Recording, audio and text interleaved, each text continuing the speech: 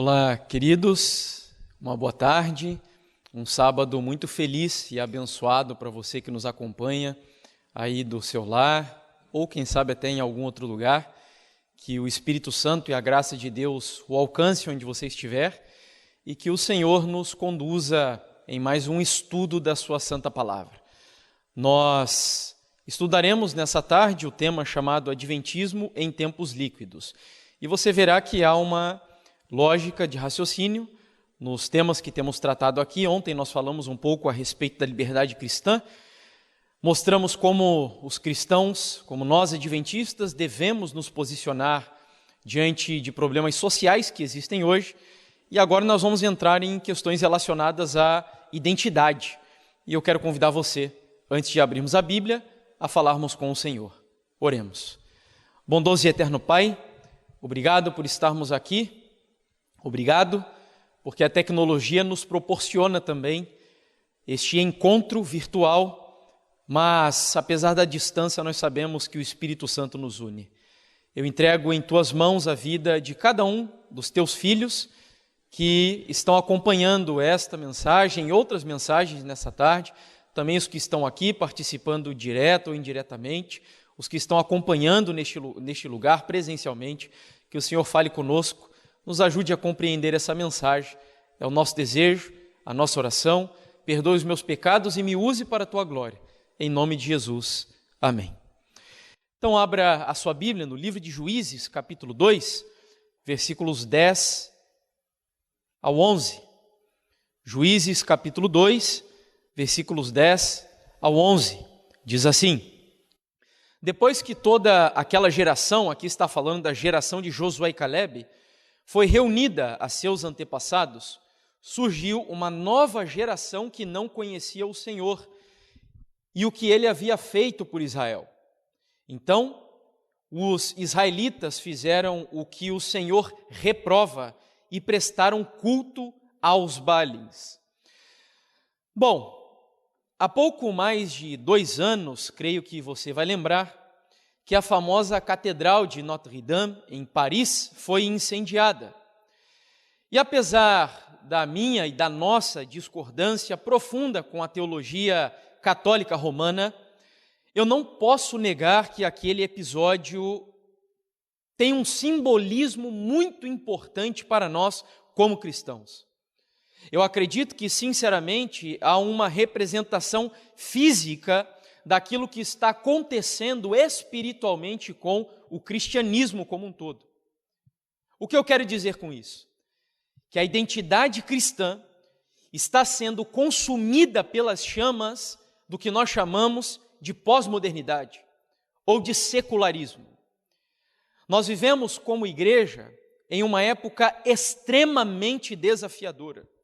Não que outras épocas não fossem, mas os desafios dessa geração são diferentes dos desafios de gerações passadas. Eu diria, muito mais sutis e furtivos. Inclusive, há um sociólogo que morreu há poucos anos, chamado Zygmunt Bauman, e que vem dele a expressão que nós usamos para intitular essa mensagem, Adventismo em Tempos Líquidos. Zygmunt Bauman dizia e descrevia a nossa geração como a geração da modernidade líquida, onde não há solidez, não há estruturas, não existem mais hierarquias. Vivemos em uma época, usando o próprio raciocínio metafórico dele, onde as pessoas, os indivíduos, são comparados à liquidez de uma água que se molda de acordo com o recipiente onde ela está. Então é uma geração extremamente difícil para a igreja viver e superar os desafios dessa época. Por isso entendo eu que o que aconteceu nesta catedral, muito famosa, é significativo para a igreja cristã, principalmente na Europa, que está sucumbindo a uma onda avassaladora de secularismo. Nos Estados Unidos da América começamos a ver também estes problemas acontecerem há algum tempo, e aqui no Brasil tenho dito que presenciamos os primeiros ventos, talvez, de uma terrível tempestade que se aproxima no seio da igreja.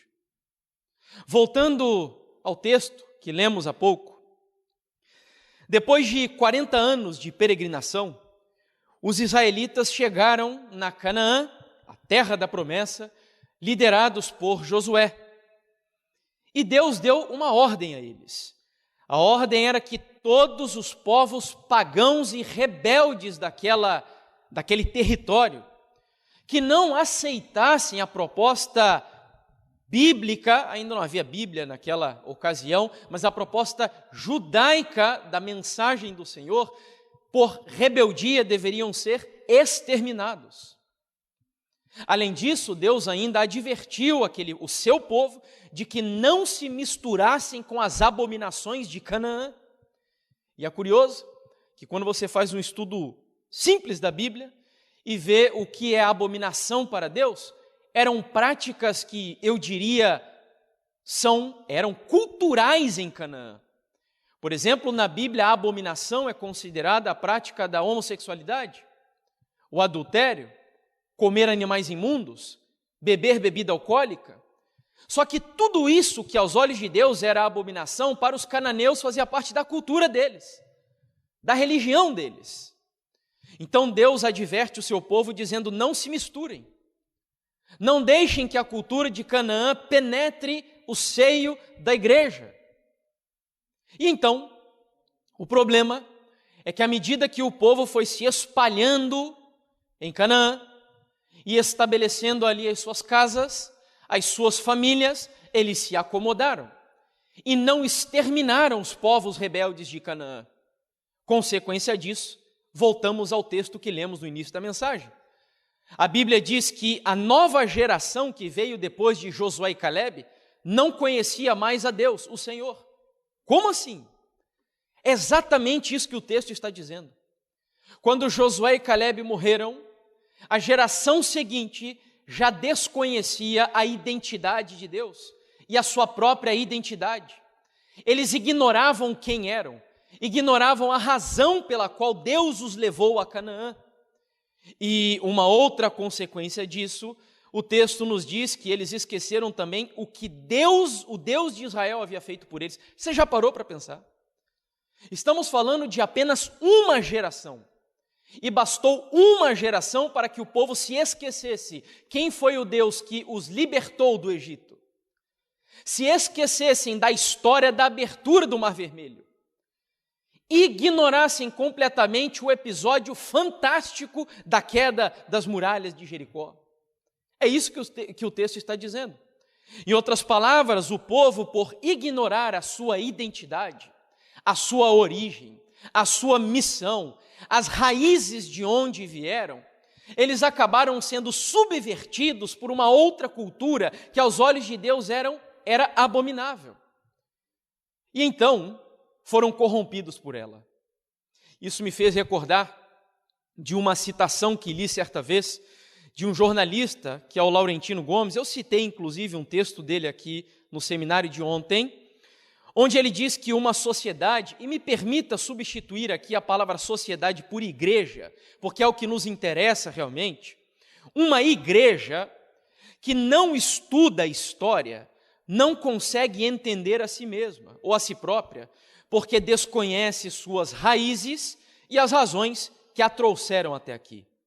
E se não consegue entender a si mesma, provavelmente também não estará preparada para construir o futuro de forma organizada. Foi exatamente o que aconteceu com o povo de Deus ao entrar em Canaã.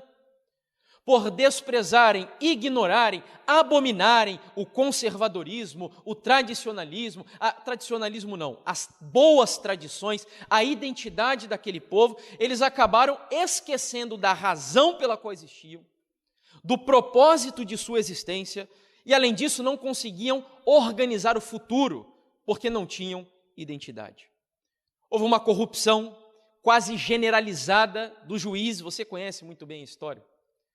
Você vai lembrar que a Bíblia fala dos juízes como Jefté, Gideão, Sansão, Débora e etc. E eles se levantavam e faziam uma reforma, mas o tempo passava e o povo caía em apostasia de novo. Isso era um problema cíclico.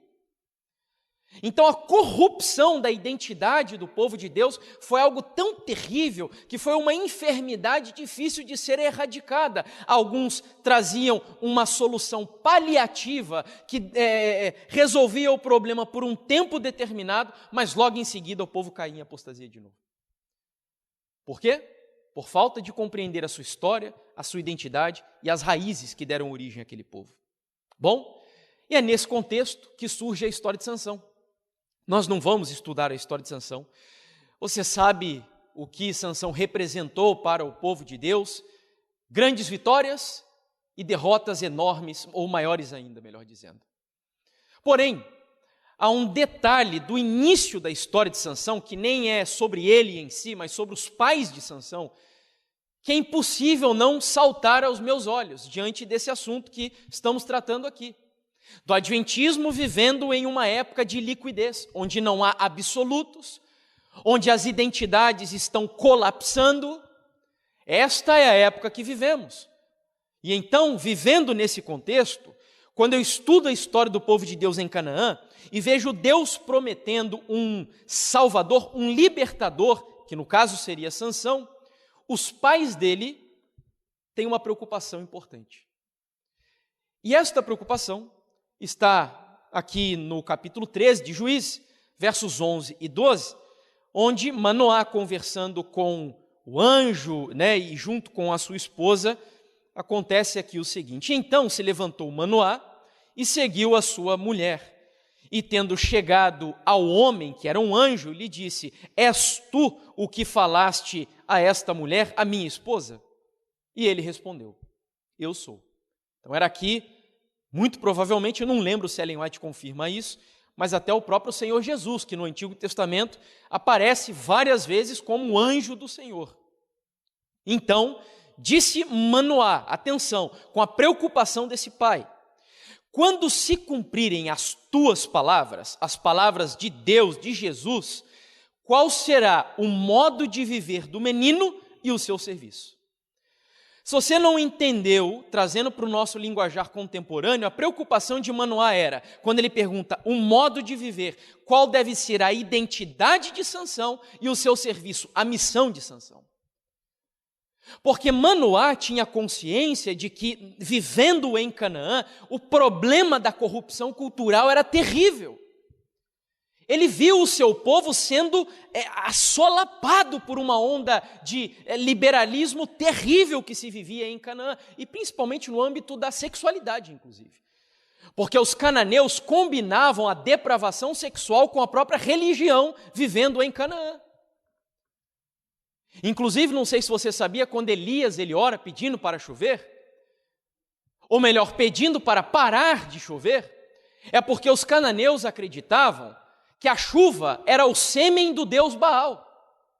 Então era uma idolatria tão arraigada na cultura deles, e era uma depravação generalizada. Aí o pai de Sansão, vendo tudo isso e o seu povo indo por água abaixo, quando ele está a ponto de ter um filho, ele pergunta: qual deve ser a identidade desse menino e a missão do menino?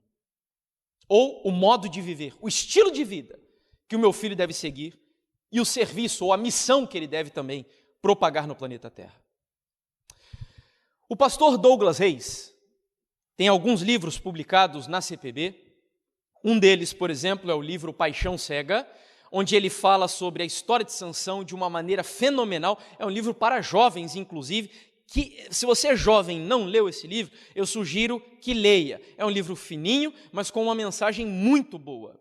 E aí na página 17, comentando esse episódio de Manoá, o pastor Douglas Reis vai dizer: a consciência sobre a relação entre identidade, ou seja, quem eu sou, e a missão, como eu devo viver, é fundamental para se assumir uma postura coerente numa época desafiadora para a identidade dos cristãos. Então nós não estamos lendo apenas aqui uma história que aconteceu há muito tempo e que está descolada da nossa realidade. Não, essa história tem muito a nos ensinar. É como se Manoá entendesse que a única maneira do seu filho superar os desafios de Canaã seria entender e praticar a identidade e o propósito de existência dos cristãos aqui nessa terra. Infelizmente, Sansão se corrompeu justamente por ignorar a preocupação desse pai e dessa mãe. Você vai lembrar que o pai e a mãe dele disseram: mas filho, Deus não se agrada de que você se case com alguém em julgo desigual. E aí Sansão olha para o pai e para a mãe e diz: pai, eu não estou nem aí com o que Deus quer para mim. Essa mulher agrada aos meus olhos e ponto final. E aí nós sabemos toda a consequência da história desse homem. Enfim, queridos, eu queria também trazer aqui esse raciocínio muito oportuno para nós de um psiquiatra chamado Viktor Frankl. Eu não sei quantos o conhecem, mas ele é criador de uma escola de psiquiatria chamada logoterapia, e eu acho muito interessante as colocações dele, porque ele trabalha com a perspectiva de sentido de vida. E diz ele que toda pessoa que não tem uma razão de viver, que não tem algum significado na sua vida, ela está fadada em algum momento a entrar em depressão, a ter problemas de ansiedade, e por aí vai, vários problemas emocionais. Então ele vai por essa linha psiquiátrica, e inclusive tem pessoas da nossa igreja. Eu vi o testemunho do Dr. Rodrigo Silva, contando que passou por um problema de depressão ao longo da sua vida, do seu ministério, e foi através da metodologia de Viktor Frankl que ele conseguiu superar ao entender que há um significado para a existência dele aqui na Terra. E aí, partindo disso, desse entendimento de que todos nós temos um propósito pelo qual existimos, Viktor Frankl vai dizer o seguinte no livro O Sofrimento de uma Vida Sem Sentido: em contraposição, ou seja, diferente dos animais, os instintos não nos dizem, ou não dizem ao homem, o que ele tem de fazer, e diferente do homem do passado, o homem de hoje não tem mais a tradição que lhe diga o que deve fazer. Está entendendo o que ele está dizendo aqui? Um animal, quando nasce, ele já nasce com predisposição, por exemplo, a andar, a mamar, a fazer as coisas naturalmente. O ser humano não, diferente dos animais, ele não tem instintos, ele aprende através da educação do pai e da mãe. E aí o que Frankl está dizendo é que o homem hoje, moderno, contemporâneo, não tem mais a tradição que diga para ele o que é certo, o que é errado, o que fazer, o que não fazer. Por quê? Porque a geração de hoje odeia o passado. E o problema é o que vimos na história de Canaã. Você falar hoje na igreja em conservadorismo, em tradição cristã, falar hoje em preservar os bons costumes, é discurso de fundamentalista, de retrógrado, de atrasado, de um povo que está ultrapassado, e por aí vai. E aí ele continua dizendo que não sabendo, olha o problema onde chegamos, não sabendo o que tem e tampouco o que deve fazer, que é o ser humano hoje, muitas vezes já não sabe o que no fundo quer.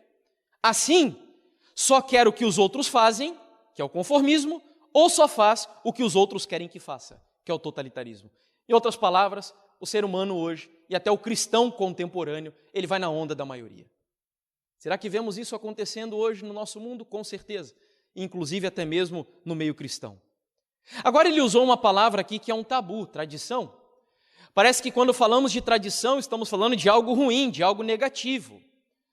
Mas o dicionário define tradição da seguinte forma, presta atenção: são lendas, costumes, durante um longo espaço de tempo e que são transmitidos principalmente pela palavra. A tradição, de acordo com o dicionário, é um laço que liga o passado com o presente e nos projeta para o futuro.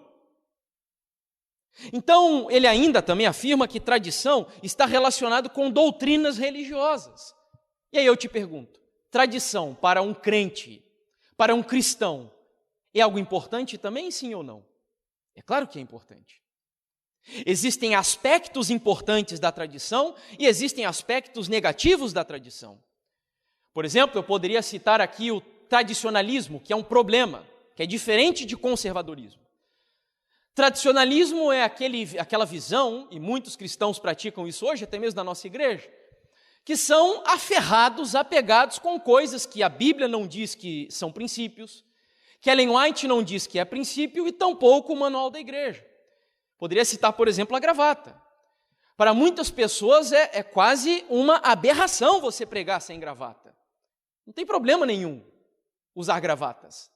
Mas nós devemos entender que usar ou não usar gravata, que não significa exatamente que você não utilizar gravata, você não está se vestindo bem, que essa é a orientação, essa não é uma questão de princípios. E tem pessoas que arrumam problemas com isso dentro da igreja. Eu já fui pregar, inclusive, numa igreja, onde estava para assumir o púlpito, e ali havia um membro, um componente da plataforma que estava sem gravata, e o irmão responsável na sala da plataforma não aceitou de jeito nenhum que ele entrasse sem gravata. E aí eles já deixam as gravatas penduradas dentro da sala e não importa nem se combina com a camisa. Parece que a gravata foi batizada e tem que entrar com a gravata de tudo que é jeito. Um outro problema que eu poderia mencionar é a questão dos horários de culto. Tem irmãos que arrumam um problema por causa disso. Não, o horário tem que ser às 9 horas da manhã e não aceitamos de jeito nenhum que seja algum outro horário. Enfim, tradicionalismo.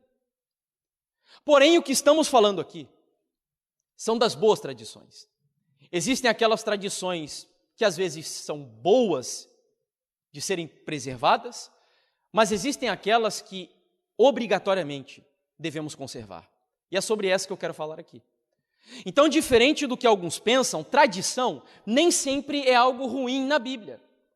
Você vai lembrar que Jesus criticou a tradição dos fariseus, mas aqui nós temos um exemplo de tradição positiva, que o próprio apóstolo Paulo menciona aos Tessalonicenses. Olha o que diz o texto. Nós, os apóstolos, vos ordenamos a vocês, igreja, em nome do Senhor Jesus. Então não é a nossa opinião, é a opinião de Cristo através da igreja, que vos afasteis de todo irmão que anda desordenadamente e não segundo a tradição que de nós recebestes. Você percebe que aqui Paulo está falando de uma tradição positiva, que é a tradição apostólica, que são as doutrinas apostólicas, o estilo de vida apostólico. Paulo está, em outras palavras, dizendo assim, tenha muito cuidado. Cuidado com os crentes da igreja, que a todo momento estão querendo inovar. Você já deve ter visto esses, né? Que gostam de se auto-intitular progressistas. Não, eu sou um cristão progressista. Eu sou a favor do progresso. Eu sou a favor da evolução. Paulo diz, cuidado. Cuidado com esse povo que ignora a história. Cuidado com esse povo que quer destruir tudo aquilo que os pioneiros fizeram. Que olham para o passado e desprezam o passado. Que desvalorizam o que Paulo disse, o que Pedro falou, que desvalorizam o que os reformadores disseram, os pioneiros da igreja adventista disseram. Tenha cuidado com esse povo. Inclusive, eu tenho sido criticado por alguns aí nas redes sociais, ao dizer que nós temos que cuidar com a ação de falsos mestres religiosos e falsos profetas no nosso meio. E aí eles dizem, quem é você para definir quem é um verdadeiro ou um falso profeta? E eu me pergunto, será que esse povo não está lendo a Bíblia? Porque é a Bíblia que nos ensina a distinguir verdadeiros e falsos mestres religiosos. Inclusive amanhã no último seminário eu vou mostrar para você como identificar a maior característica dos falsos mestres religiosos que estão atuando nos dias de hoje. Então Paulo vai dizer, cuidado, não abandone a tradição apostólica, não abandone a tradição da igreja assim de uma hora para outra. 1844 é fundamental para a história do Adventismo. O santuário celestial é a base da nossa fé.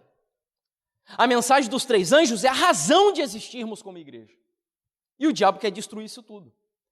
Então eu olho para essas passagens e concluo, o conservadorismo é uma visão bíblica. Não tem nada a ver com político que estamos falando aqui.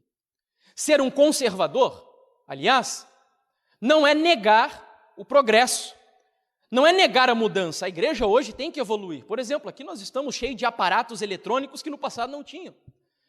Então a gente precisa avançar, precisamos, na medida do possível, nos adaptarmos às necessidades dessa geração. Mas nesse ato de se adaptar, não negue a tradição, os princípios, os valores sólidos que a igreja construiu até aqui. É isso que Paulo está dizendo.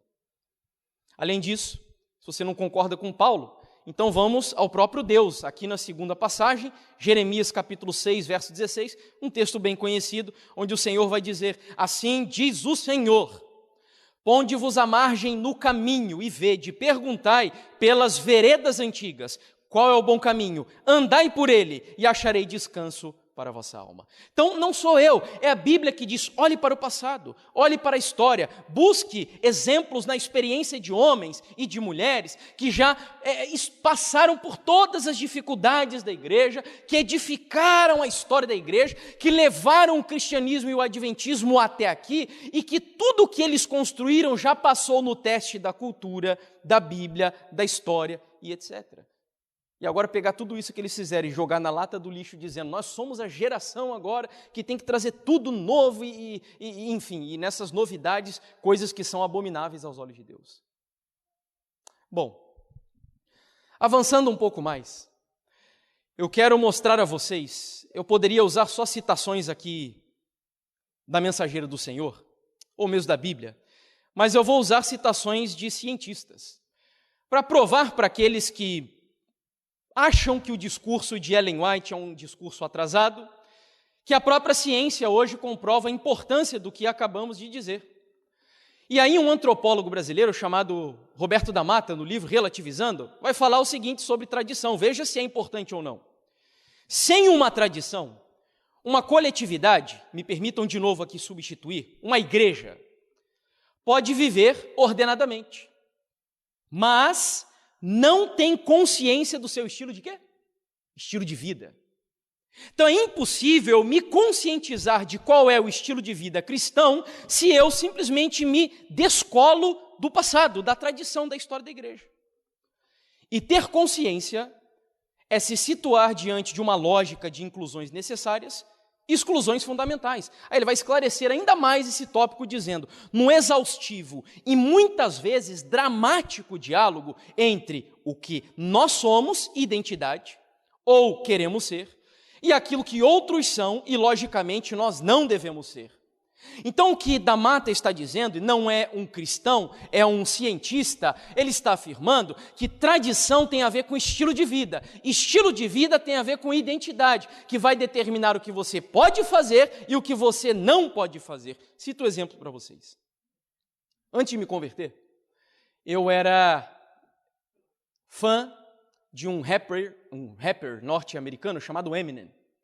Era viciado no Eminem. Você entrava no meu quarto, tinha um pôster dele espalhado para tudo quanto é lado. E eu gostava muito de hip hop, dançava, inclusive, mais ou menos, mas me arriscava no break. E todo o meu estilo de vida estava adequado àquele grupo com o qual eu me identificava. Eu não sei se ainda é assim hoje, mas naquela época, os rappers gostavam muito de andar com as calças largas, e eu usava a calça assim, desse jeito, cabia uns 3 de mim dentro da calça, e usava ainda as cuecas samba-canção para dar para baixar a calça lá embaixo, porque era um estilo desse grupo. Eu tinha colares, brincos, anéis, cabelo pintado, falava muito palavrão, minha boca parecia um vaso sanitário, de tanto lixo que saía daqui de dentro. Porque era o grupo com o qual eu me identificava. Então eu tinha uma identidade, e essa identidade com esse grupo fazia com que eu me comportasse exatamente como eles, tanto no meu jeito de se vestir, no que eu falava, nas coisas que eu ouvia, porque a identidade tem a ver com o estilo de vida. Além disso, o texto diz também que identidade diz o que eu não devo ser, e aí, como um bom rapper ou curtidor de rap, eu abominava, rejeitava tudo que era pop, não gostava. Na época era NSYNC, Five, Backstreet Boys, Britney Spears, e aí não gostava de nada daquilo. Porque como o meu grupo com o qual eu me identificava tinha essa identidade e desprezava aquela dali, então eu tinha que me comportar como grupo. Tragamos isso para a igreja. É claro que ser um cristão demanda uma transformação completa e radical no seu estilo de vida. É óbvio. Essa história de que Deus se agrada com o interior e não com o exterior, isso é uma invenção do diabo.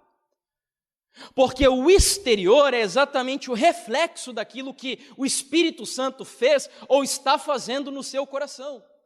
Não fosse assim, os amigos de Daniel na Babilônia teriam se ajoelhado diante da estátua e dito, o Senhor conhece o nosso coração, nós estamos ajoelhados aqui porque todo mundo está, mas o que importa é o que está aqui dentro. E eles não fizeram isso. Porque o exterior é o reflexo, é o que brilha para a sociedade, quem eu sou, de onde eu vim, qual é a minha identidade e qual é a minha missão. Para não ficarmos apenas nas conclusões de um estudioso, a Kenya Kemp, que também é uma antropóloga, ela vai dizer o seguinte: as vestimentas que usamos não são apenas utilitárias, servindo para nos proteger do frio ou do calor. Elas são carregadas de simbologias sociais. Então ela está dizendo aqui que até o que eu uso para me vestir é simbólico. Antropóloga, não é cristã. Por meio delas, nós comunicamos a nossa posição social, a nossa identidade, o nosso estilo de vida e até a condição emocional. Você já reparou que pessoas, por exemplo, que curtem um estilo de música que é o emo-core, inclusive, é muito semelhante, ou muito semelhante não, melhor dizendo, pessoas com tendências à depressão, inclusive, gostam muito desse estilo de música. E aí você nota que eles usam muito cores escuras, porque o escuro, o negro, ele transmite justamente essa ideia de pessimismo, de depressão, de tristeza com a vida, e etc. Então, queridos, a identidade é algo extremamente importante para nós sobrevivermos como cristãos nessa sociedade. Porém, o problema é que nós vivemos em uma época difícil, como eu comentei há pouco.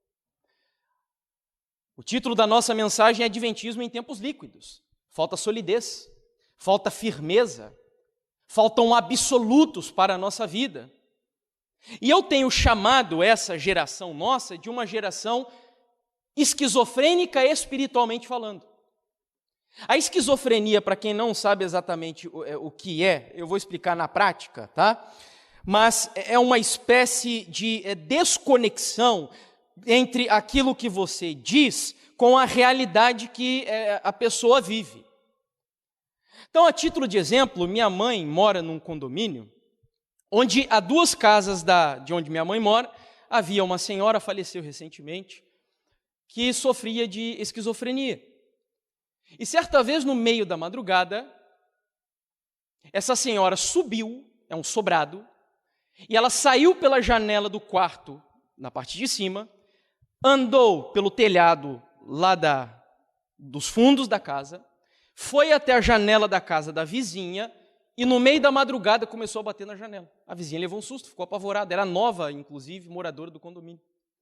Quando ela abriu a janela, essa senhora estava ali desesperada, dizendo: Vilma, deixa eu entrar na tua casa porque estão lá dentro da minha casa querendo incendiar e ameaçando matar minha filha.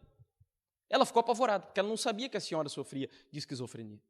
Ela puxou essa senhora para dentro da casa, ficaram ali um tempão, tentando entender o que estava acontecendo, mas não tinha nada na casa da vizinha. Porque ela sofria de esquizofrenia, então havia uma desconexão daquilo que ela dizia com a realidade. E quando a gente fala de esquizofrenia espiritual, é justamente isso. Para você entender, antes de trazer para o contexto espiritual, um padre chamado Gabriel Vilaverde escreveu um artigo curto, eu quero compartilhar com vocês, eu achei fantástico isso daqui, intitulado Esquizofrenia Social. Ele chamou a sociedade que vivemos hoje de sociedade esquizofrênica. E ele disse assim, atenção: vivemos numa época onde querem que os padres se casem e que os casados se divorciem. Querem que os héteros tenham relacionamentos líquidos, sem compromisso, mas que os gays se casem dentro da igreja. Que as mulheres tenham corpos masculinizados e se vistam como homens e assumam papéis masculinos. Querem que os homens se tornem frágeis e delicados e com trejeitos, como se fossem mulheres. Uma criança com apenas 5 ou 6 anos de vida já tem direito de decidir se será homem e mulher pelo resto da vida. Mas um menor de 18 anos não pode responder pelos seus crimes. Não há vagas para doentes nos hospitais, mas há o incentivo e o patrocínio do SUS para quem quer fazer mudança de sexo. Há acompanhamento psicológico gratuito para quem deseja deixar a heterossexualidade e viver a homossexualidade. Mas não existe nenhum tipo de apoio no mesmo SUS para quem deseja sair da homossexualidade e viver a heterossexualidade. E quem tenta fazer isso é criminalizado. Ser a favor da família e da religião é ditadura. Mas urinar em cima de crucifixos é liberdade de expressão. E aí ele conclui: se isso não for o fim dos tempos, deve ser um ensaio para ele. Fantástico. Poucas vezes eu concordo tanto com o padre. Bom, esse é o tempo que vivemos. Um tempo de contradições, um tempo de esquizofrenia desenfreada na sociedade. E aí isso, de alguma forma, ao invés da igreja transformar a sociedade, a igreja está sendo transformada pela sociedade. E aqui eu trago exemplos curtos e rápidos para vocês, como o da cantora, uma cantora chamada Perla, cantora de funk, mas que também era cristã. Cantava funk, se vestia de maneira indecente e era cristã ao mesmo tempo. E aí, entrevistada, ela disse assim: eu amadureci muito no gospel, precisava desse tempo, mas a minha carreira no funk sempre esteve ali. Hoje eu consigo dividir a fé da música. Você concorda com isso? Isso é fruto de uma visão esquizofrênica da fé.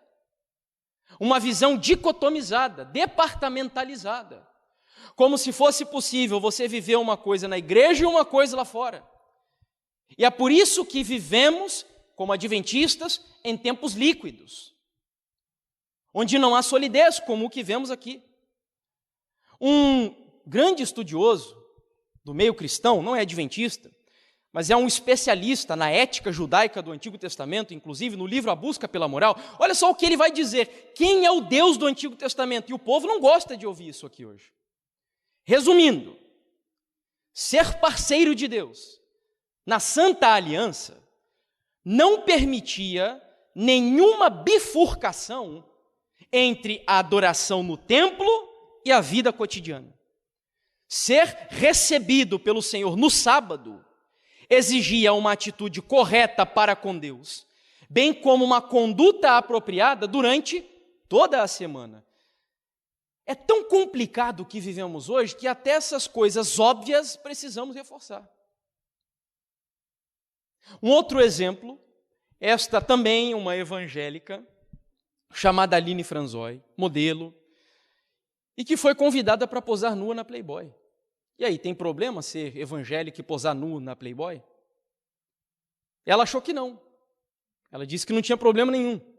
E numa entrevista usou o seguinte argumento: sou evangélica e uso o meu Facebook para dizer o quanto Deus foi e é poderoso em minha vida. E afinal, o que tem de errado? É muito relativo o que é certo e errado. Concorda? Eu acho que não. A Bíblia é um livro de verdades absolutas. Aliás, tem uma frase muito interessante de um advogado e radialista norte-americano chamado Ben Shapiro, onde ele diz assim, que existe a verdade e a sua opinião. Que essa história de que a verdade é relativa, isso é um engano satânico que está hoje introduzido no meio da sociedade. A verdade não é relativa. A verdade não depende da opinião de terceiros.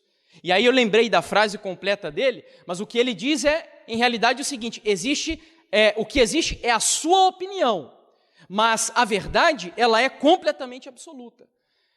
Então não existe essa de verdade relativa.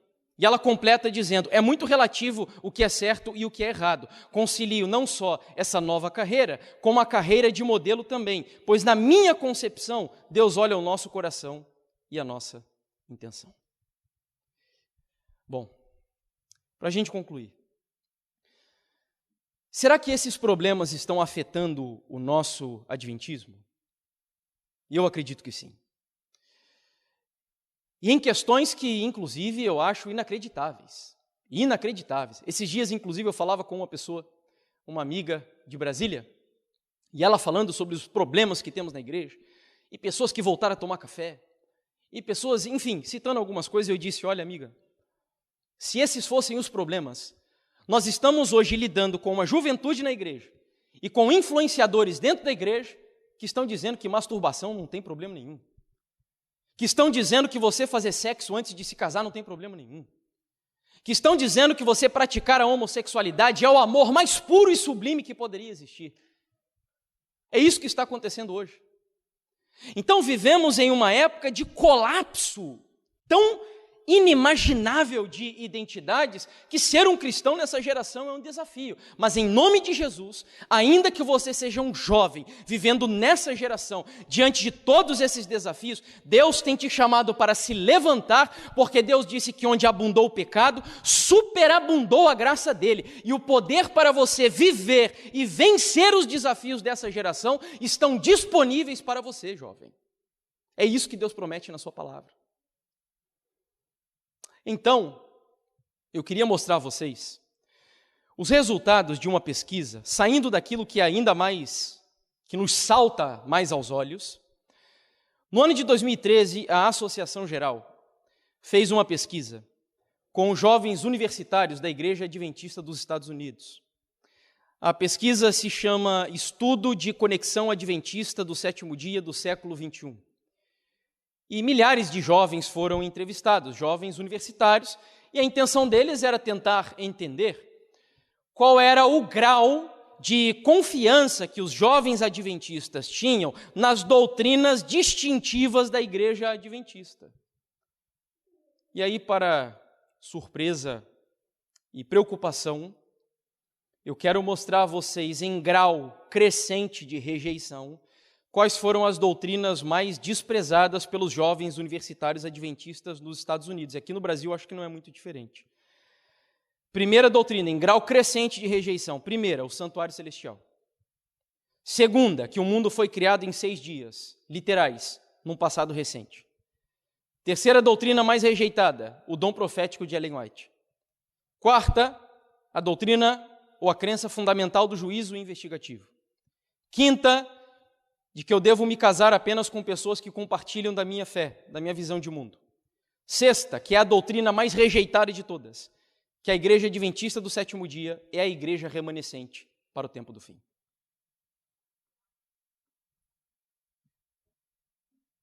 A nossa identidade está ameaçada. Olha, eu me assustei quando eu vi recentemente um dado dizendo que 70% dos jovens que vão para as faculdades, jovens cristãos, quando saem de lá, abandonam a igreja e viram ateus. Você entende o que são 70%? 70% significa que a cada 1.000 jovens cristãos que vão para as universidades, 700 saem de lá ateus e abandonam a igreja. O que está acontecendo? Eu tenho dito que fumaça, luzes, rock e toda essa parafernália que temos tentado desenvolver para atrair a juventude não está resolvendo absolutamente nada. Porque quando esses jovens vão para o ambiente acadêmico, eles são desafiados racionalmente. Então, se nós não damos embasamento racional, teórico, bíblico para aquilo que cremos, queridos, podemos nos preparar. O futuro da igreja está extremamente ameaçado. A única coisa que me dá alento ao coração é saber que há uma profecia dizendo que as portas do inferno não prevalecerão contra a igreja. Eu creio nisso em nome de Jesus.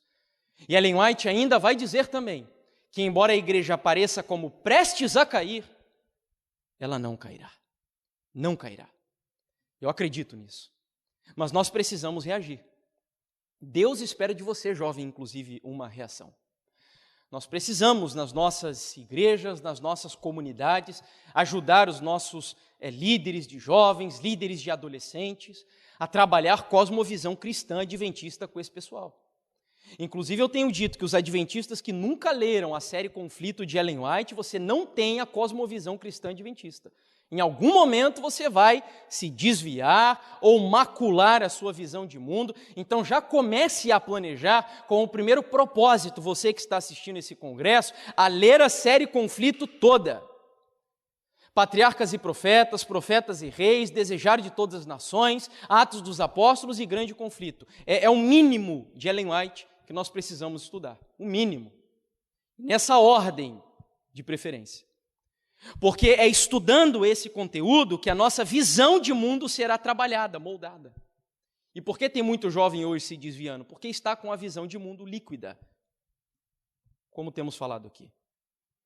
E aí, para concluirmos, Ellen White vai dizer: muitos conhecem tão pouco acerca da Bíblia que sua fé é instável, é líquida, em outras palavras. removem os marcos antigos. Olha só aqui a tradição, a identidade, as raízes. É o povo que olha lá para o passado e diz, não, isso daqui, a cultura é outra, a época mudou. Removem os marcos antigos. Você sabe o que são esses marcos antigos? Para quem mora no campo, sabe que tem lá os mourões, né? São uma espécie de pilares que você usa para marcar o terreno onde você vive. E se você remove aquele pilar, você perdeu a noção de quais são os limites do seu território.